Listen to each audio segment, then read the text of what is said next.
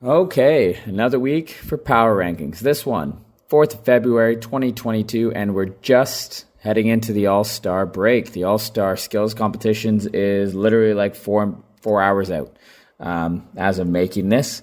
Let's get right into it. We'll start with 32nd, and they're back from 31st. The Montreal Canadiens. 2 games, 2 losses, very bad losses. Literally look like a Pee Wee House League team versus, let's say, a Bantam AAA team in a 7-2 loss to Edmonton. Then they give up 6 against the Jackets, and now it looks like Petry's done. He's basically all but gone. Price may not return. He might have to retire, and Suzuki looks absolutely drained. But hey, right looks good, right? In 31st, we have the New Jersey Devils, who went 0-3 this week.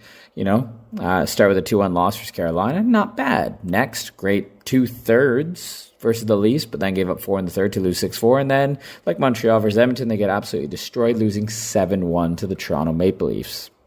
Ouch. In 30th, we have none other than the Arizona Coyotes, the team who is going to play in front of 3,000 fans next year at the University of Arizona. They went 1-3. They lose to the Bruins, the Sabres, the Flames. Then they get a shootout win against, last week's number 1 Colorado Avalanche. Wedge with 38 saves in that one. Not too shabby, I guess. In 29th, we have the Philadelphia Flyers. 2 games, 2 wins. Yes, 2 wins in 1 week. No losses. Yep, it happened, and against good teams too. Though, let's be honest, the Jets are faltering. They beat the Kings in OT. Not bad, 3-1 win over Winnipeg. Let's see if it continues. In 28th place, we have none other than the Buffalo Sabres, who go 1-2. They start with a win over the Yotes, then 2 lopsided losses against the Avs and the Golden Knights. But hey, do you know what? At least Owen Power is off to the Olympics. Right? There you go. Bright spot.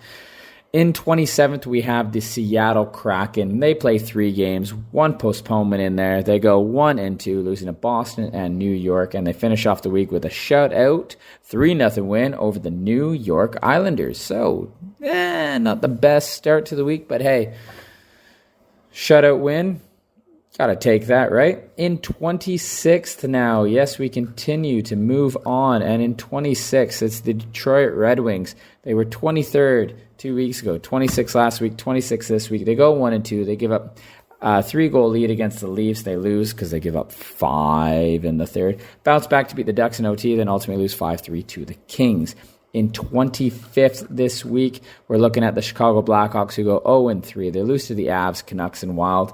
And you don't really get a chance to win when after that Avs game, I think they lost 6-4, you only put in 1 goal in the last 2. Of course you're going to drop. They drop from 22nd to 25th this week. In 24th, we have the Ottawa Senators, who go 1-2 with an OT win over the suddenly we remember how to play hockey Edmonton Oilers. Then they get 2 losses to the Ducks and the Islanders. And, by these power rankings, they're expected to lose those games. In 23rd, we have the Columbus Blue Jackets. 2 high-scoring games, a 6-3 win versus the lowly Habs, then an 8-4 loss to the Panthers.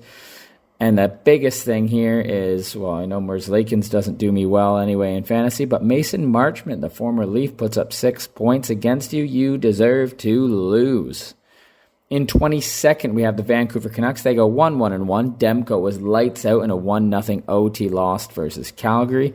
Then they beat the Hawks, and then they finish off with a 4-2 loss against the Predators, Predators are a damn good team. I don't expect Vancouver to beat them. Not at this point of the year anyway. In 21st, we're looking at the New York Islanders, and I wasn't sure if I was going to keep them at 21st. They were 21st last week, 21st the week before, they're 21st this week. I started to believe in them, but they're kind of just stagnant now. So they go 1-2, they lose 4-3 to the Wild. They beat the Sens and lose 3-0 to the Seattle Kraken. All right, in 20th, we're going to keep on going. I'm a little bit slow here today going through this. And just like me being slow, it's the Winnipeg Jets who've just slowed right down. Their 0-3-1 last week was not good. They were 1-1 this week. They beat the Blues, that's great, but then they lose to the Flyers, not good. In 19th, we have the San Jose Sharks. They go 0-1-2 versus Tampa Bay, Carolina, and Florida, where those teams are at in the standings. You can't be too angry all about that. They all lose by 1 goal.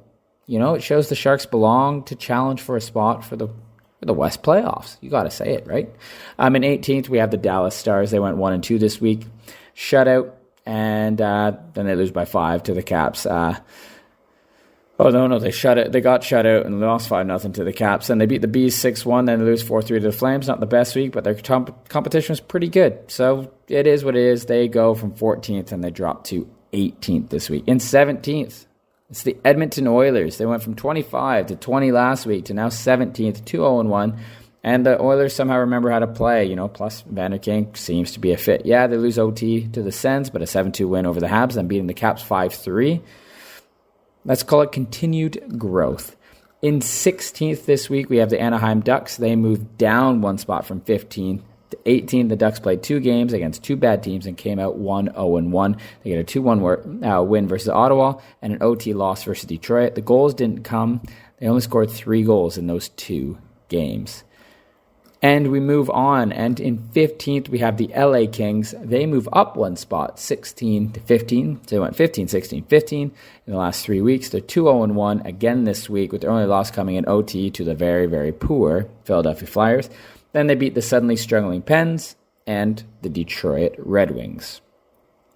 In 14th, we have the Calgary Flames, jumping up from 17th to 14.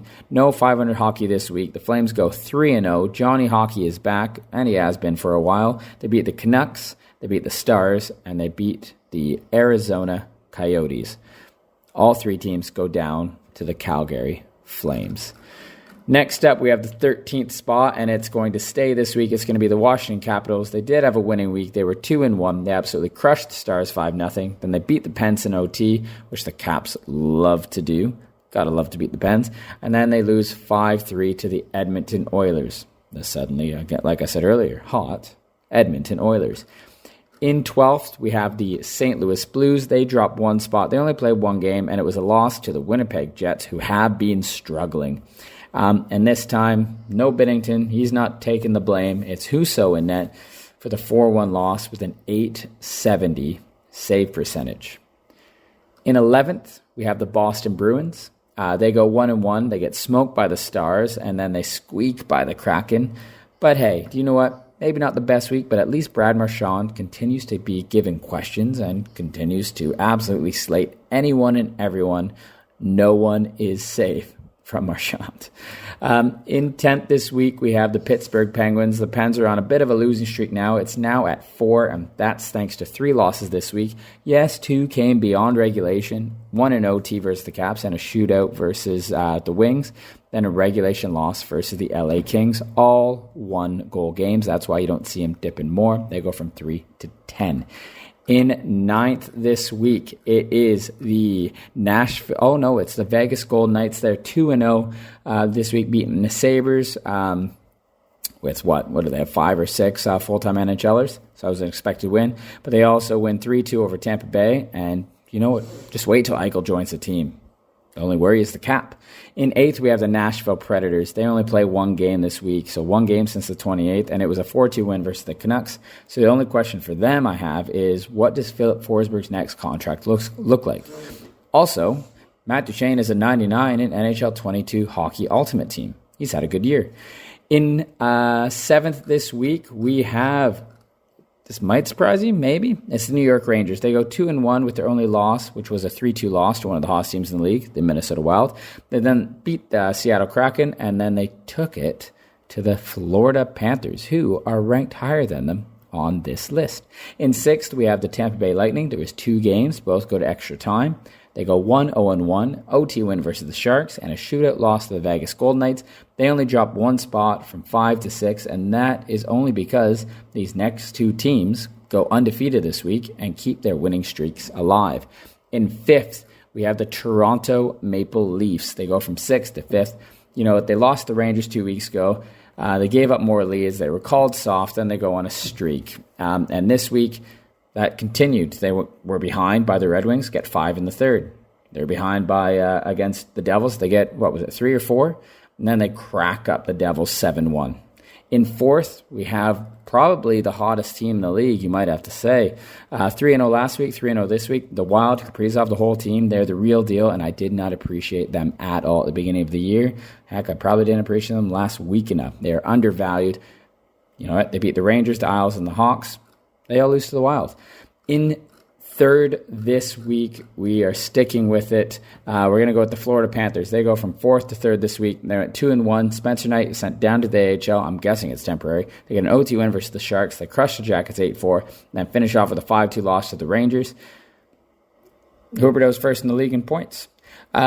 In second this week, we have the Carolina Hurricanes. They go 2-0. They are now up to 6 straight wins as we add last week's 4-0 week. Both 2-1 wins. First versus the Devils, second versus the Sharks. Also, Freddie's to the All-Star game, so that's good. Plus, his sister is at the Olympics for Denmark.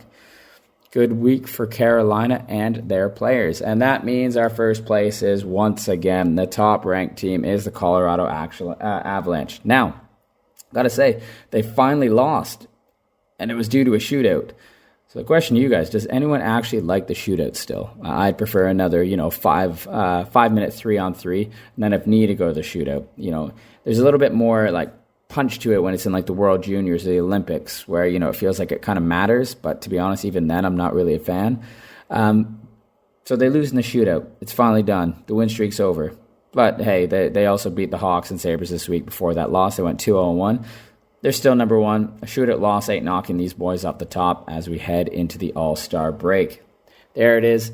That's my power rankings. Going to the All-Star break. Let me know down below your thoughts. Where would you change? Where would you switch teams? And who do you think's gonna, top the Avs? Who will be the first team to top the Avs at the end of next week? That's it for me. Thank you, everyone. Thanks for watching. Thanks for listening. Please like this video, subscribe, do all that fun stuff. And I have to say it every time, go Leafs, go.